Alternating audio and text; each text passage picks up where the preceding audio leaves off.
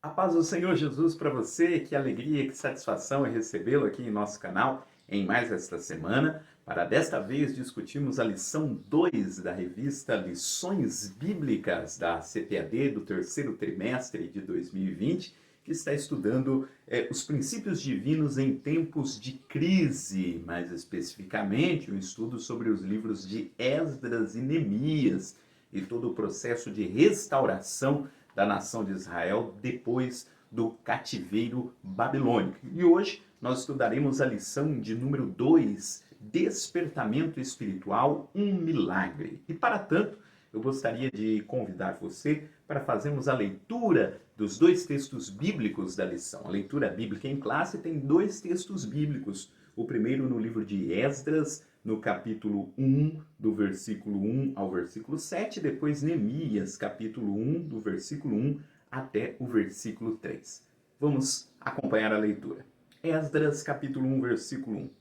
No primeiro ano de Ciro, rei da Pérsia, para que se cumprisse a palavra do Senhor por boca de Jeremias, despertou o Senhor o espírito de Ciro, rei da Pérsia, o qual fez passar pregão por todo o seu reino, como também por escrito, dizendo: Assim diz Ciro, rei da Pérsia: O Senhor, Deus dos céus, me deu todos os reinos da terra, e ele me encarregou de lhe edificar uma casa em Jerusalém, que é em Judá.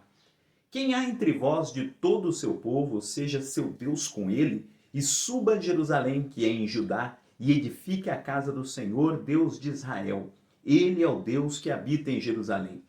E todo aquele que ficar em alguns lugares em que andar peregrinando, os homens do seu lugar o ajudarão com prata e com ouro, e com fazenda e com gados, afora as dádivas voluntárias para a casa de Deus que habita em Jerusalém. Então se levantaram os chefes dos pais de Judá e Benjamim, e os sacerdotes e os levitas, com todos aqueles cujo espírito Deus despertou, para subirem a edificar a casa do Senhor que está em Jerusalém. E todos os que habitavam nos arredores lhes confortaram as mãos com objetos de prata e com ouro e com fazenda e com gados e com coisas preciosas, afora tudo o que voluntariamente se deu. Também o rei Ciro tirou os utensílios da casa do Senhor, que Nabucodonosor tinha trazido de Jerusalém e que tinha posto na casa de seus deuses. Neemias capítulo 1. As palavras de Neemias, filho de Acalias. E sucedeu no mês de Quisleu, no ano 20º, estando eu em Suzã, a fortaleza, que veio Anani, um de meus irmãos, ele e alguns de Judá. E perguntei-lhes pelos judeus que escaparam e que restaram do cativeiro e acerca de Jerusalém. E disseram-me: os restantes que não foram levados para o cativeiro, lá na província, estão em grande miséria e desprezo, e o muro de Jerusalém fendido, e as suas portas queimadas a fogo. Muito bem, meu irmão. Como eu disse, nesse trimestre nós estamos estudando o processo de restauração da nação de Israel depois do período do cativeiro babilônico. E a lição de hoje tem o título Despertamento Espiritual, um Milagre. Nós vamos, de fato, começar a estudar como se deu esse processo de restauração. Lembra você que na aula passada nós, embora a lição fale sobre o livro de Esdras e Neemias, a lição passada não tratou do livro de Esdras e Neemias. A lição passada falou sobre a oração de Daniel. Daniel que no final deste período de cativeiro ora a Deus para que Deus concedesse a oportunidade para que o povo retornasse para a sua terra. E a partir de hoje, então, nós vamos ver a resposta de Daniel, como aquilo que Daniel pediu na sua oração se cumpriu por intermédio do grupo de judeus que retornaram para a sua terra e sob a liderança de Esdras, de Neemias, de Zorobabel, conforme nós vamos estudar no decorrer desse trimestre. Então, hoje nós estamos nesse início e o título da lição é bastante apropriado, né? O título da lição fala sobre milagre. E o que vem a ser o milagre? O milagre é uma intervenção divina na história, né? Uma intervenção divina sobre as regras naturais. É quando Deus age de uma forma que contraria, né, o desenvolvimento comum, a forma como as coisas comumente andariam. Né? Se fala a respeito de uma intervenção divina na história, porque nós acreditamos que Deus ele é o Senhor da história. Embora Deus tenha dado liberdade ao homem de escrever a sua história, né? Os historiadores bem afirmam, há uma dádiva, há uma frase muito repetida entre os historiadores, né, de um grande historiador alemão chamado Mark Bloch, que dizia que, ou melhor, um grande historiador que era judeu, inclusive, foi morto, na realidade, na época da Alemanha nazista, Mark Bloch dizia que a história é a ciência dos homens no tempo. Deus, e aí aplicando esta frase de Mark Bloch, pensando no que nós vamos falar na aula de hoje, Deus permite que os seres humanos desenvolvam a sua história, criem a história no decorrer do tempo. Né? Os homens vão criando fatos, vão criando, né, acontecimentos que vão se sucedendo, que se transformam naquilo que nós conhecemos como história. Né? E é o que está expresso nessa frase. Né? História é a ciência dos homens no tempo, aquilo que os homens fazem no decorrer do tempo. E eu pensando, lógico que ele não estava falando a respeito de teologia, falando das coisas de Deus, mas eu pensei nessa frase ao elaborar essa aula de hoje, imaginando que as coisas, os acontecimentos humanos vão se sucedendo, vão dando origem ao que a gente chama de história, e a grande pergunta é como que Deus age no meio dessa história. Isso quer dizer que Deus faz com que os homens desenvolvam a sua própria história, e isso quer dizer que Deus não participa? Veja, essa lição ela nos dá alguns elementos para nós pensarmos a respeito disso. Deus permite que os seres humanos desenvolvam a sua história. Deus dá plena liberdade para que os seres humanos possam tomar as suas decisões. Mas isso não quer dizer que Deus esteja alheio àquilo que está acontecendo.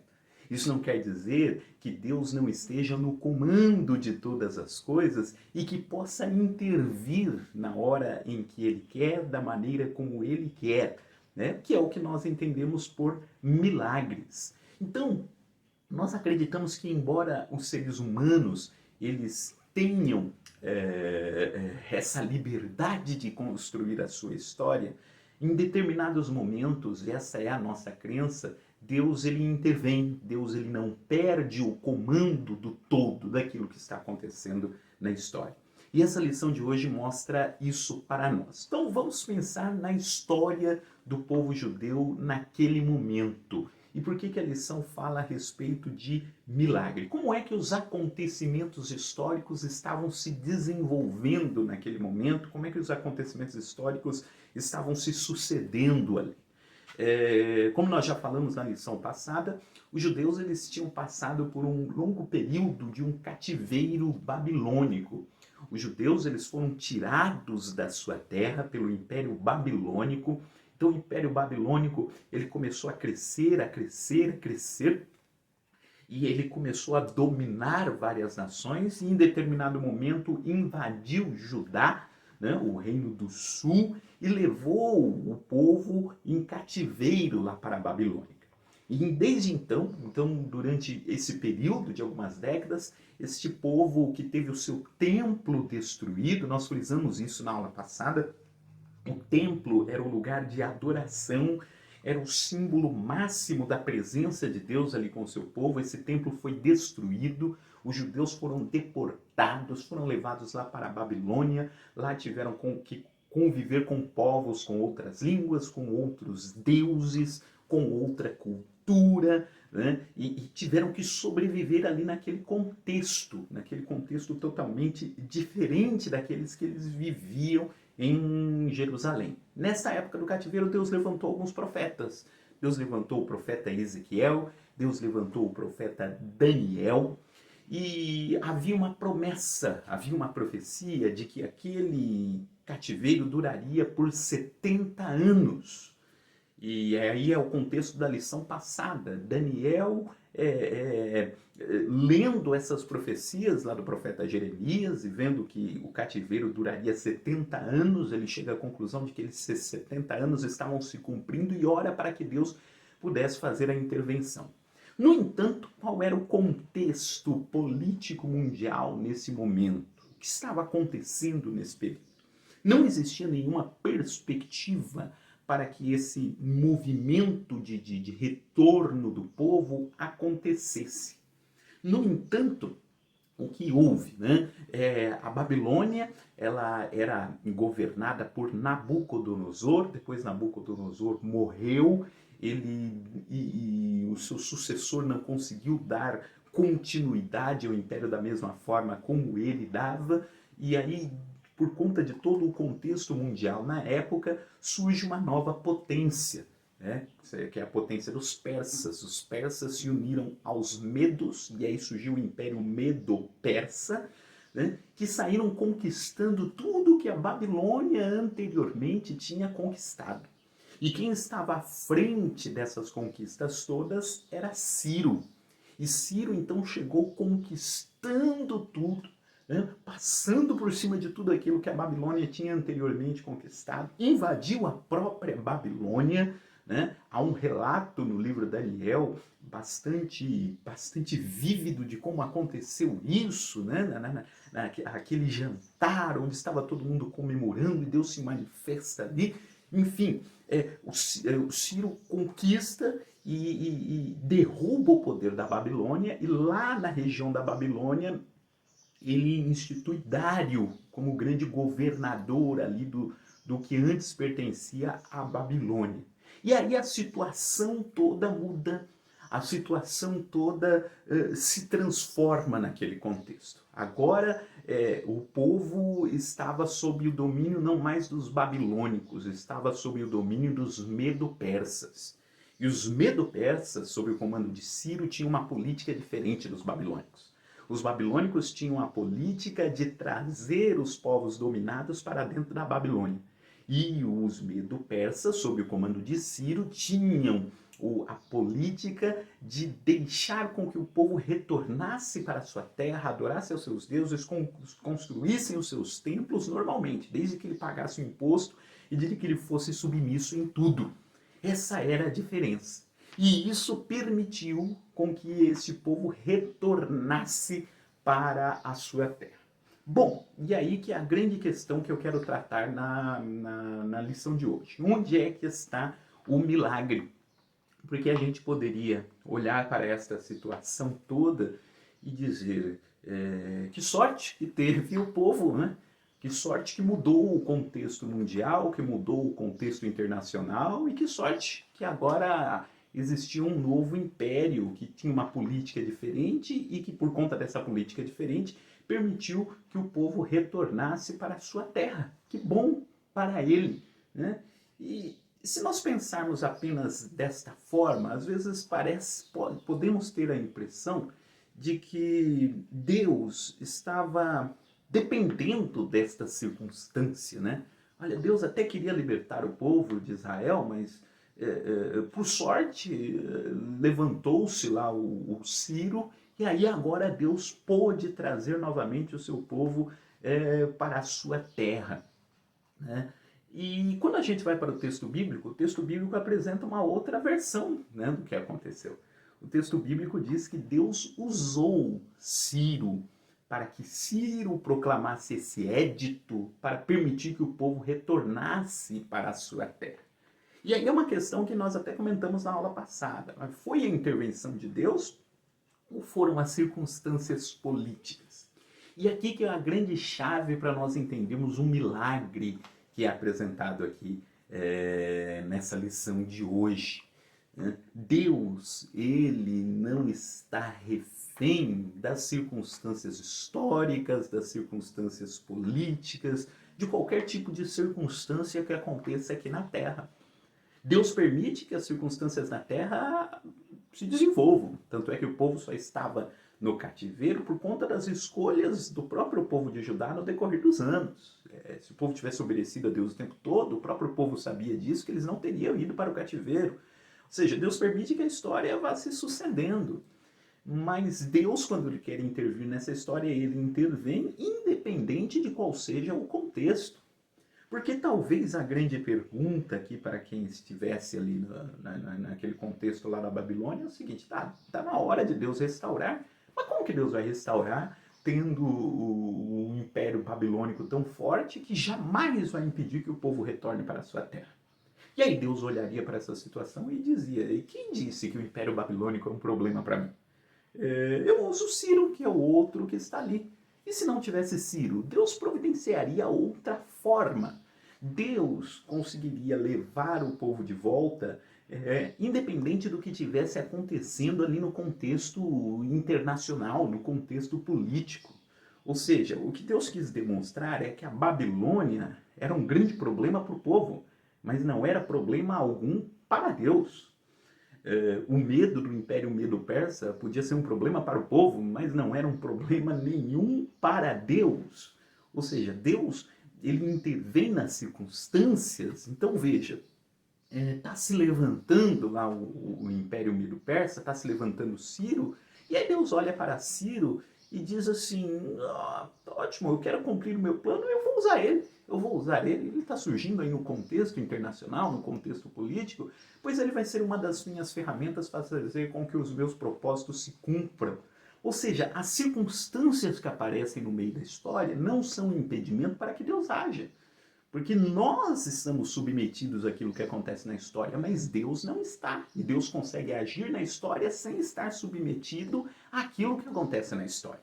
Isso que é maravilhoso quando nós estudamos essa lição. Deus consegue agir na história sem estar submetido à história. Nós só conseguimos agir na história estando submetidos àquilo que acontece na história, mas Deus não. Isso já tinha acontecido em outros momentos na história do povo de Israel. Né? Aquele famoso texto de Romanos 9, que diz que Deus endureceu o coração de Faraó. Né? Veja, Faraó era um líder, o maior líder da época, e com o coração totalmente endurecido, não queria deixar o povo ir. E alguém poderia olhar e dizer: mas como Deus vai fazer cumprir o seu propósito com um líder desse na frente? Como é que Deus vai fazer com que as coisas aconteçam tendo um faraó que não vai deixar de forma alguma que o povo saia? E aí Deus olha para isso e diz: não, para mim não tem problema nenhum. Ele tem um coração duro, pois eu vou usar até o coração duro dele para fazer cumprir os meus propósitos. Eu endureço ainda mais o coração dele para que o meu propósito se cumpra. Ou seja, as circunstâncias, o contexto não é um impedimento para que Deus haja. E é aí que vem o título da lição, falar do milagre. Qual foi o milagre aqui? Deus usou as circunstâncias que estavam acontecendo naquele mundo daquela época para fazer com que o seu propósito fosse se cumprir.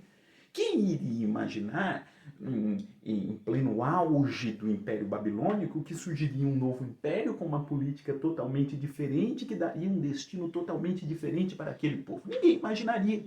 Mas Deus já havia, inclusive, predito isso. Se você ler Isaías, capítulo 45, Isaías profetizou antes do cativeiro babilônico. Isaías diz, no capítulo 45, versículo 1, assim diz o Senhor ao seu ungido, a Ciro, a quem tomo pela sua mão direita, para abater as nações diante de sua face. Eu soltarei os lombos dos reis, para abrir diante dele as portas, e as portas não se fecharão. E eu irei adiante de ti, endireitarei os caminhos tortos, quebrarei as portas de bronze, e despedaçarei os ferrolhos de ferro. E te darei os tesouros das escuridades e as riquezas encobertas, para que possas saber que eu sou o Senhor, o Deus de Israel, que te chama pelo teu nome. Às vezes a gente lê esse texto, né, isoladamente, e a gente não lembra que esse texto ele foi dirigido a Ciro. Ele diz aqui, né, no versículo 4, por amor de meu servo Jacó e de Israel, meu eleito, eu a ti te chamarei pelo teu nome. Pus-te o teu sobrenome, ainda que não me conhecesses. Veja, já havia uma profecia dizendo que Deus levantaria Ciro para que libertasse o povo. E o texto faz questão de dizer, o Ciro não conhecia Deus, diz aqui no versículo 5, né? Ainda que não me conheces. Ciro, ele não era um servo de Deus. O texto aqui fala, levantei Ciro meu ungido. Ungido aqui não é no sentido de o santo homem de Deus. Ungido aqui nesse versículo é no sentido de escolhido. Deus escolheu Ciro, ainda que Ciro não conhecesse a Deus, e fez com que Ciro fosse esse canal para fazer com que o povo retornasse para a sua terra. Por que Deus faz isso? Deus usa todas as circunstâncias humanas para o propósito da sua glória, para fazer com que o seu nome possa ser glorificado. E fez isso com Ciro, né? Da mesma forma como usou Nabucodonosor para levar o povo para a Babilônia, ele usou outro grande soberano para trazer o povo de volta. Porque Deus não tem impedimentos nas regras, nas circunstâncias humanas que impeçam que Deus possa fazer cumprir o seu propósito. E isso é muito importante, muito interessante dentro desse texto que nós estamos dizendo. Há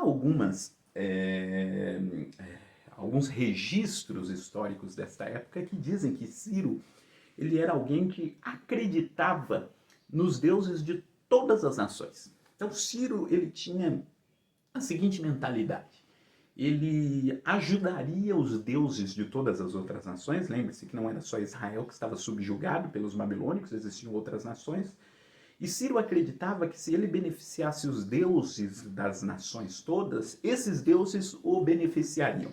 Por isso que aparece aqui no livro de Esdras, nos versículos que nós lemos, né, que Ciro escreve lá no edito, construa uma casa para o seu Deus, enfim, e ele fala como alguém que de fato está acreditando em Deus, né? E os registros históricos da época mostram que Ciro era assim. Ciro acreditava que todos os deuses que ele beneficiasse, depois o beneficiariam também. Então ele ajudava todos os povos a reconstruir o templo dos seus deuses com o objetivo de ter as benesses desses deuses para ele, né? Então, sobre as circunstâncias, sobre o olhar humano, nós vamos olhar para isso que Ciro fez e dizer, porque essa era a política de Ciro. E aqui a Bíblia nos apresenta essa outra perspectiva. Deus usou isso para fazer com que o nome dele seja glorificado. Mal sabia Ciro que dentro dessa sua decisão, dentro desta sua política para com os povos subjugados, Deus estava agindo e Deus estava escrevendo a história da salvação. Pois não esqueça você que o povo de Israel, que é o povo que está sendo restaurado, era o povo de onde viria o Messias que traria salvação para toda a humanidade. Então, meu propósito aqui é que isso fique bastante destacado, bastante claro, né, como Deus intervém na história humana. A história é o campo de atuação dos seres humanos. E nós estamos sujeitos à história. Nós não temos como sair da história. Mas Deus tem. Deus entra e sai da história humana da forma que Ele quiser e atua no meio da história humana. E só Ele tem esse poder de atuar conforme Ele quer, independente de quais sejam as circunstâncias da história humana. E agora, vamos voltar aqui o nosso olhar para o texto de Esdras, capítulo 1, que é o texto que trata justamente dessa restauração, né? No primeiro ano de Ciro, rei da Pérsia, para que se cumprisse a palavra do Senhor por boca de Jeremias, despertou o Senhor o espírito de Ciro, rei da Pérsia, o qual fez passar pregão por todo o seu reino, como também por escrito. Veja que expressão bonita, né? Despertou o Senhor o coração de Ciro. Parece que Deus estava lá cutucando o coração de Ciro, para que Ciro fizesse esse edito e permitisse que os povos voltassem para as suas terras, né? Então o texto, o livro de Esdras, começa justamente com essa intenção divina, com essa forma divina de agir nesta circunstância, porque existia já uma palavra que havia sido profetizada por Jeremias bem lá atrás, bem lá no começo do cativeiro babilônico. E o que dizia nesse edito? Está lá no versículo 2. Assim diz Ciro, rei da Pérsia. Então ele mandou passar, né, entre os judeus esse edito.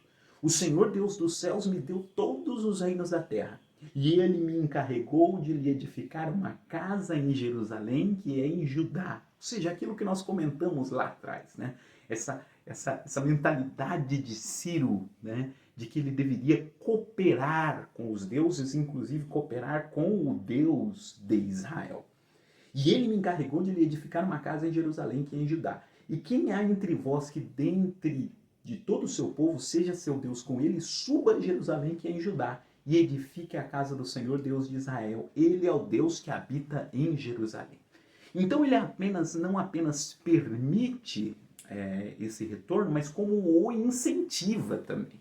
É importante destacar que existiam judeus que permaneceram, né, lá na deportação, e tiveram judeus que voltaram para a sua terra.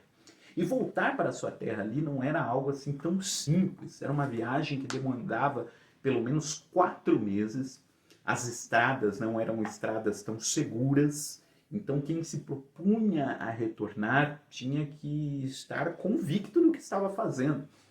Era uma viagem perigosa, corria o risco de ser assaltado no meio do caminho, corria o risco de perder tudo que estava levando no meio do caminho.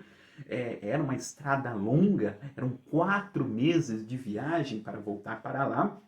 No entanto, o texto diz que, está escrito até aqui no versículo 4, né? E todo aquele que ficar em alguns lugares em que andar peregrinando, os homens do seu lugar o ajudarão com prata e com ouro e com fazenda e com gados, afora as dádivas voluntárias para a casa de Deus que habita em Jerusalém. O próprio Ciro disse que quem encontrasse esses peregrinos que estavam retornando deveriam ajudá-los também. Então ainda existia toda uma política de incentivo, de fato, a esse retorno do povo para a sua terra. Não é? No entanto, alguns ficaram, alguns permaneceram, até porque existiam pessoas que no decorrer desses 70 anos fizeram a sua vida lá na Babilônia, né? Se organizaram, firmaram famílias e decidiram permanecer ali. No entanto, começou a acontecer esse movimento, que é um milagre, né, que o texto diz. Houve um despertamento daqueles que realmente viram nesse retorno para a terra o cumprimento das promessas que Deus já havia feito, né? E o horizonte das promessas que Deus ainda iria fazer. Então se levantaram os chefes dos pais de Judá e Benjamim, e os sacerdotes e os levitas, com todos aqueles cujo espírito Deus despertou, para subirem a edificar a casa do Senhor que está em Jerusalém. Então esse despertamento que a lição fala nasceu aí no coração de alguns líderes, chefes dos pais de Judá e Benjamim. Lembre-se que Israel não tinha mais rei, né, nessa época, os reis foram destronados lá pela Babilônia, mas existia uma linhagem real. Por exemplo, o nome que nós vamos citar muitas vezes em muitas outras lições daqui para frente é o nome de Zorobabel. Zorobabel era da linhagem real. Inclusive, se você ler o texto de Mateus, capítulo 1, que está a genealogia de Jesus, o Zorobabel aparece lá. Zorobabel é um dos líderes de Judá, que fala aqui no versículo 5, que subiram também, que tiveram esse propósito de reconstruir a casa do Senhor.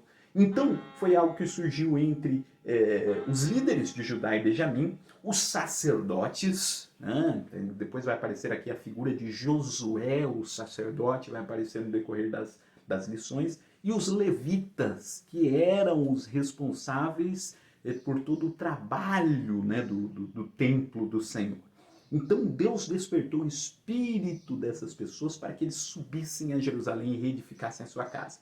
E todos os que habitavam nos arredores lhes confortaram as mãos com objetos de prata e com ouro e com fazenda e com gados e com coisas preciosas, afora tudo que voluntariamente se deu. Lendo esse versículo eu me lembro lá do livro de Êxodo, quando o povo saiu do Egito, e diz que quando eles saíram do Egito, eles receberam dádivas também dos próprios egípcios. Os próprios egípcios deram para eles tesouros. Então parece que o que estava acontecendo aqui era meio que uma repetição daquilo que tinha acontecido lá no Êxodo. Lá no Êxodo o povo saiu de um cativeiro para ir para a terra prometida. Aqui eles estão de novo saindo de um cativeiro, indo para a terra, e repete-se a mesma história. O povo da terra começou a abençoar esses que iriam voltar para edificar, para que pudessem retomar, né, a vida, a identidade daquele povo. E versículo 7, também o rei Ciro tirou os utensílios da casa do Senhor, que Nabucodonosor tinha trazido de Jerusalém e que tinha posto na casa dos seus deuses. Quando o templo foi destruído lá atrás, pelos babilônicos, Nabucodonosor tirou os ídolos, ou melhor, tirou os utensílios do templo em Jerusalém, e começou a usar para outras coisas, junto lá com os seus ídolos, né? E uma das coisas que Ciro ordenou foi que esses utensílios fossem devolvidos. Então aqui nós estamos de fato, de novo, nesse período de reconstrução. E era uma reconstrução difícil, porque não era só a reconstrução do templo, era a reconstrução da identidade de um povo. Era a reconstrução dessa confiança do povo em se ver novamente como o povo de Deus, em se ver novamente como o povo da promessa, né? Esse povo em perceber que, embora eles tivessem ficado cativos durante esse período todo, o seu Deus nunca ficou cativo. Porque os povos da Babilônia, tem até um salmo, que é o Salmo 137, que dá a entender isso, que disse que os babilônicos olhavam, né, para os judeus e viam os judeus como se fossem... viu o Deus dos judeus, né, como se o Deus dos judeus também estivesse preso, estivesse cativo. Olhavam para eles como eles disseram, olha, o seu Deus não era um Deus forte, cadê o seu Deus? E aqui o decorrer dos acontecimentos mostra que Deus não estava cativo. Quem estava cativo era o seu povo. Deus não estava cativo. No momento em que Deus quisesse, Deus podia tirar aquele povo daquele cativeiro, como assim fez. E só o fez quando chegou o momento adequado para isso, o momento que ele próprio já havia determinado. Então, esse foi o grande despertamento. Quando, no meio dessas circunstâncias todas, e o texto aqui de Esdras faz questão de pontuar isso, foram coisas que Deus colocou no coração de algumas pessoas. Deus colocou algo no coração de Ciro, ainda que Ciro não servisse a Deus. Deus colocou algo no coração dos sacerdotes, Deus colocou algo no coração dos líderes. Então nós vamos falar muito de Neemias, nós vamos falar muito de Esdras, nós vamos falar de Zorobabel, nós vamos falar de Josué. Foram coisas que Deus plantou no coração dessas pessoas. E a lição aponta justamente isso para nós. O despertamento começa a acontecer quando algumas coisas que são plantadas por Deus são colocadas no coração de algumas pessoas. E não da pessoa só individualmente, mas quando pessoas diferentes que têm esse mesmo propósito no seu coração se unem para fazer com que esse propósito aconteça. É daí que nasce o despertamento espiritual. É um milagre, porque depende da intervenção divina. E aqui nesse contexto, Deus interviu na história, e interviu na história colocando esse desejo no coração das pessoas. Colocando esse desejo no coração de pessoas diferentes, foi possível fazer com que esse despertamento, ou seja, uma nação que estava adormecida, retornasse, retomasse a sua vocação de povo de Deus. Isso acontece quando Deus coloca algo no coração das pessoas. Este é o despertamento espiritual. Oremos para que Deus possa colocar coisas, projetos no meu coração, no seu coração, no coração de todos nós, para que juntos possamos trabalhar para que este propósito de Deus possa se cumprir, independente de quais sejam as circunstâncias históricas. Se o período de cativeiro não é um impedimento para que Deus agisse, muito menos uma pandemia, muito menos uma crise de saúde mundial. Nada disso é um impedimento para fazer com que Deus possa cumprir os seus propósitos. Aliás, Deus pode estar fazendo cumprir vários dos seus propósitos justamente no meio dessa situação toda. Eu quero orar com você. Amado Deus, glorioso Pai, nós te louvamos e te engrandecemos, Senhor, e lhe agradecemos pela vida deste teu servo, dessa sua serva que está nos acompanhando. Faz com que o teu nome continue a ser glorificado na vida de cada um, Senhor. Venha trazer da tua bênção e que cada um desses ensinamentos, Senhor, possa possa trazer para nós, Senhor, o despertamento espiritual.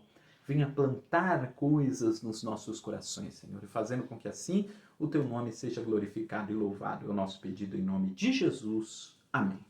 Amém, meu irmão. Que Deus possa abençoar a sua vida. É um prazer novamente estar aqui com você. Te convido a estar conosco na próxima lição. Continuaremos falando sobre despertamento. O título da lição que vem, o despertamento renova o altar. Até lá, que Deus te abençoe. Um forte abraço para você.